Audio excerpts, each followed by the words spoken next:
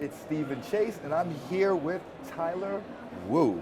Tyler, please tell the D-Live Nation about you, a little bit about yourself, and your product. Cool. So my name is Tyler. I'm from BlueHelix. I used to work with Huobi, and several years ago, and I left Huobi, I joined BlueHelix. And we are doing three core business.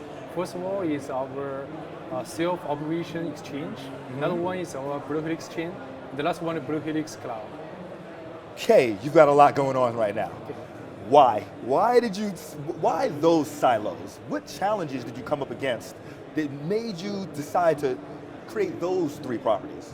So I found a lot of challenges for the traders or investors in the market. So when they want to trade the Bitcoin, they have to deposit it to another exchange, and those exchange CEO or the core team will hold your Bitcoin.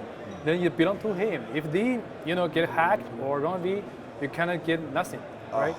That's a real problem for the custody. For in the industry, in the financial industry, the traditional way, they have a third party to do the custody solution.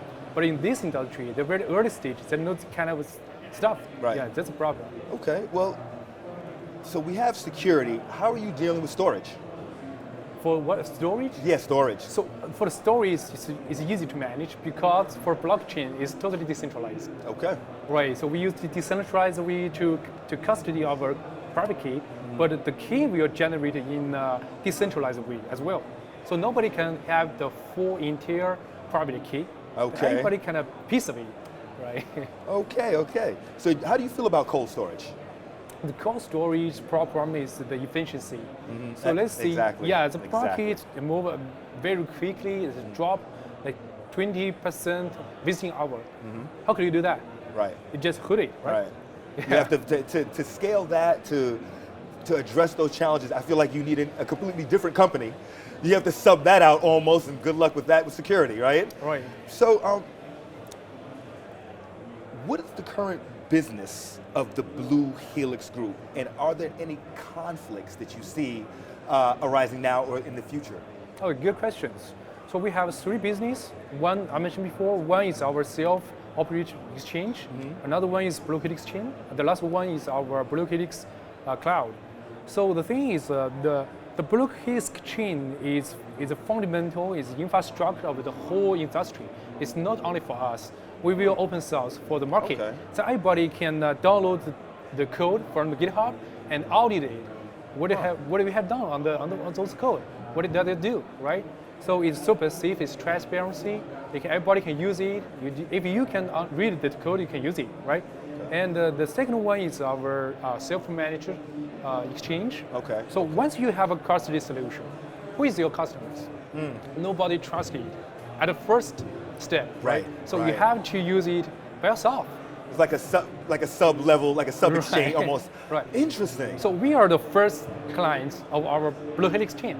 It's like a Right. it's like a white label kind of. Right. That's an interesting concept. Okay. Often we come up with the whole solution for the liquidity, security, stability, and the products. We found that we're relatively competitive, so compared to the traditional one, and we decided to open this up. So we see, how about we hiring like 1,000, 2,000 employees to help us to grow our business, or we just concentrate on the product, concentrate on the tech side, and we open up a model to let other people, they have their own strategies, results, advantages, they can just plug in. Then we keep like small team, they can maybe 10 or 20 people, they also can do exactly the same business. That's the whole idea. So we can support each other. I was going to say, so you're almost working as the you're almost as a big company working different departments with one another. Exactly. That's okay. All right then. Fair enough, I think. So, can you tell me about the true advantages of the Helix Cloud, the BlueHelix Cloud, for just companies in and outside of blockchain, or do they need to be more blockchain dependent? Okay. So all our products are independent. So you can use our chain and you can develop your own dApps or your own custody solution or your own exchange. Even though, right, we do not deny that. So the next one is our exchange. We not only an exchange, we have a broker system. It's like a bank or the traditional stock market exchange. Okay. They do not accept only retailer side, right? They have a lot of members. So those members, they are brokers. They deal with the retailer side.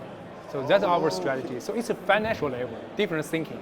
And for the cloud side, we have different modules. It's OTC, spot trading, contracts, and the options. You can use any one as an independent product, right?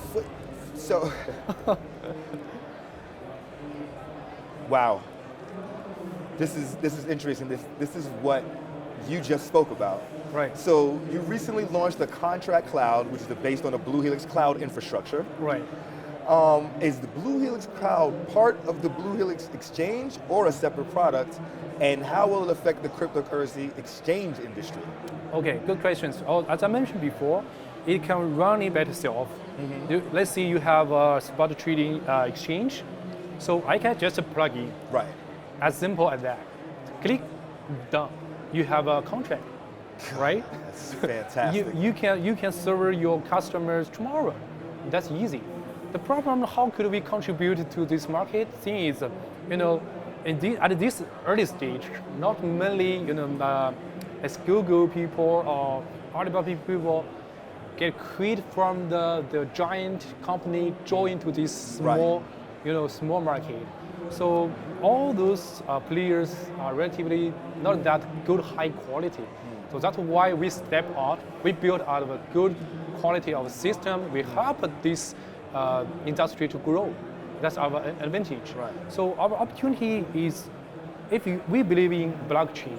It's like 2,000 years of internet. Right. So this is right thing to do. We concentrate on the tech part. So we keep on the right thing. We stick on it. That's it. It seems like, I feel like I'm visiting a BlueHelix country. Right. And I want to live there, and I'm trying to figure out how to get a house, and BlueHelix said, just press that button right there, I've got you. Oh, and by the way, if you want to sell houses, press that button too. You can go resell houses to other people. Exactly. It's a fantastic concept. Was this a aha moment, or was this over months of the team or you getting up antagonizing over it? What was the process and finally coming to this solution? Well, actually, we working with our own exchange first, and gradually we found, wow, we have a lot of advantage, but we want to compete with the first tier of the exchanges. Right. But they keep all the position and they hold all the fund in their exchange. We cannot compete with them. But the thing is, so this industry grows so fast. You cannot see, let's see, 3 months later what happens. Maybe President just say that we fully support this industry. What happens, right? So we just keep fighting on this opportunity, on this very high potential market, and we find our partners. They already got like resources, a lot of audience, maybe traffic, maybe some method so of they've already operation. they already have their war wounds. They've already kind of beat up a little bit, and now they know how to refine and reapproach. Okay, good. So imagine that the whole world is 6 billion people around the world, right? Okay. How many of them use blockchain? Right.